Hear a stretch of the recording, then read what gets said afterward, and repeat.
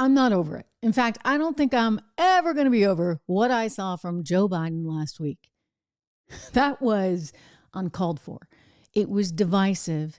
And I think it was all designed in some ways to try and goad the other side, right? The left wants anger. They want frustration from conservatives so that they can point and say, oh, see, look, we told you. We told you. Aren't we right?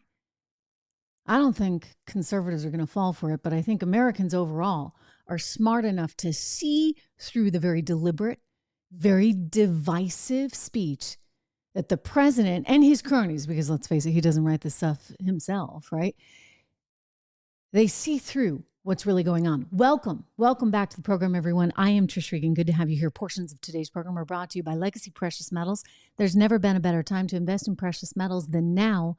So go to legacypminvestments.com for more. Again, it's legacypminvestments.com.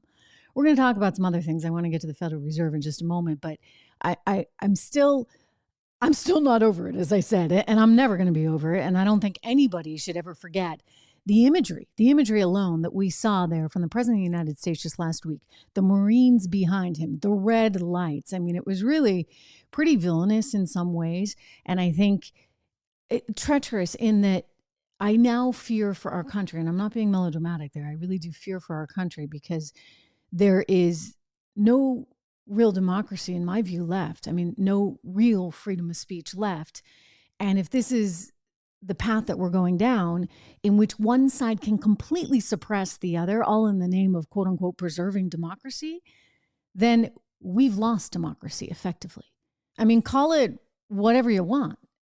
It seemed to me to be kind of a form of fascism when you're completely shutting out any and all opinion from the other side. I mean, I think that conservatives have a very valid viewpoint in that they want to limit government right now. They don't want government dictating what their children are learning in school. They want more of a police presence in their communities, and they want to recognize the importance of family values. These are ideas.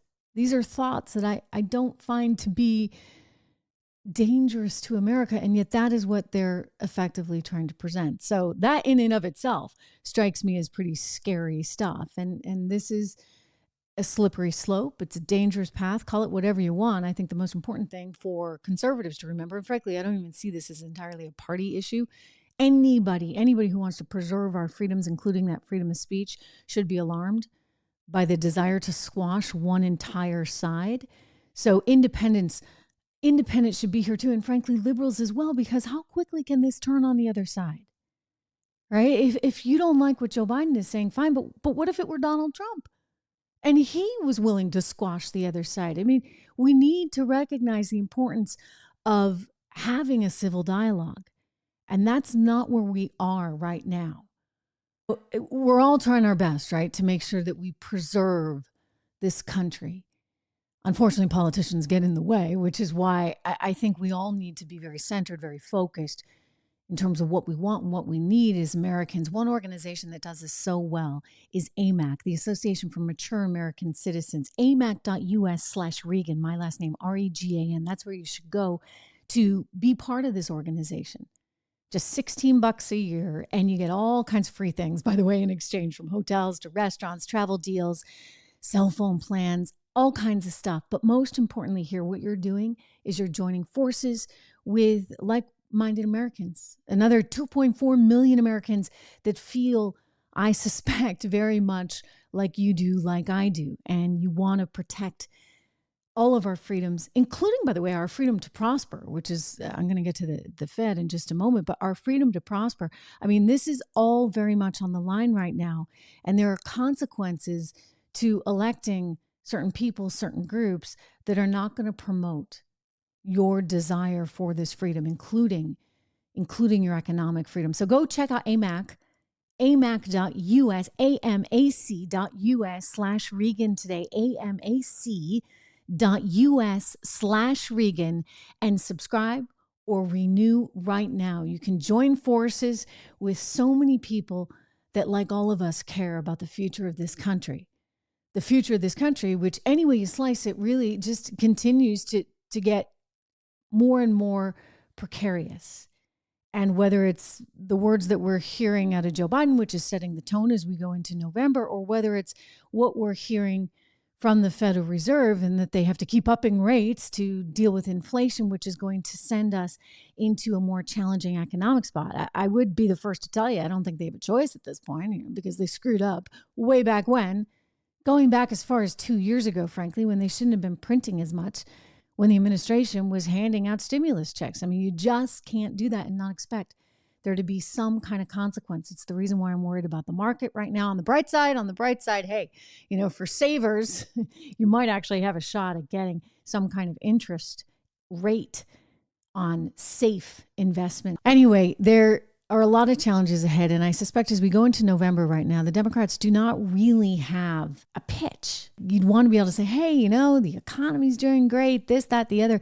They don't have a pitch. And so what they're going to continue is the narrative that you saw the other night, that somehow conservatives are dangerous. And I think a lot of conservatives feel very strongly that they're dangerous because of what they're saying. It's like we're doubling down on all the danger. Guys, you know what? You got to stop it. We've got to be able to have an actual civil dialogue. And yet, it makes me think that we're broken. We're just utterly broken as a society because you have politicians that are so desperate to get reelected. There's so much riding on it and they don't care. I mean, they only care about themselves. They don't really care about the country, let's be honest. They care about their tweets. They care about their 27 characters that are going to just be explosive enough to get their message across and get enough excitement. They're trying to get the base involved. That's what the other night was really about. How do we get this base exciting? If I look at all the poll data, what I see over and over and over again is that Joe Biden is failing both with young Democrats and failing with Democrats overall because he doesn't sort of engage them in the way that I think a Bernie Sanders might, even heck, an Elizabeth Warren might. And so there's been this desire within the party to say, okay, what can we do to make him resonate more? But by resonating more, you're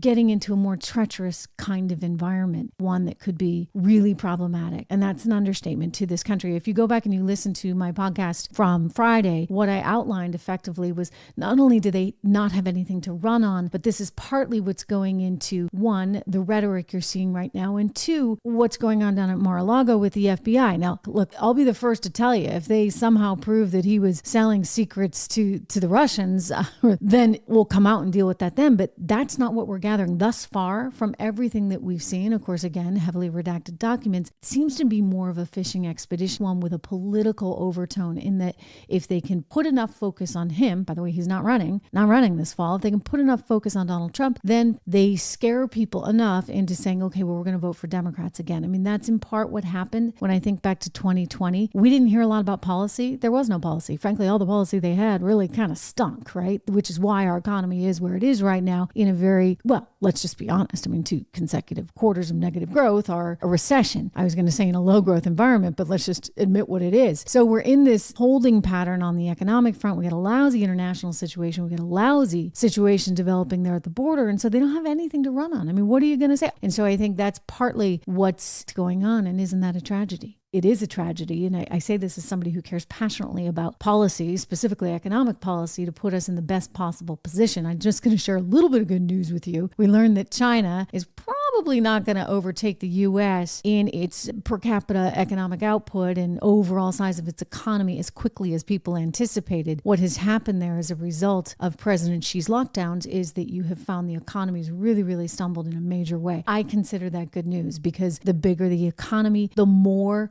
of a military force, frankly, you run the risk of China being. And so I leave you with that little bit of good news, but I would just say, listen, we cannot be lazy. We need the policies and leaders in place to make sure that we are in fact doing that. What we saw the other night is the antithesis of that. That'll send us back. It feels like in some way he was sending us on and towards a path towards civil war.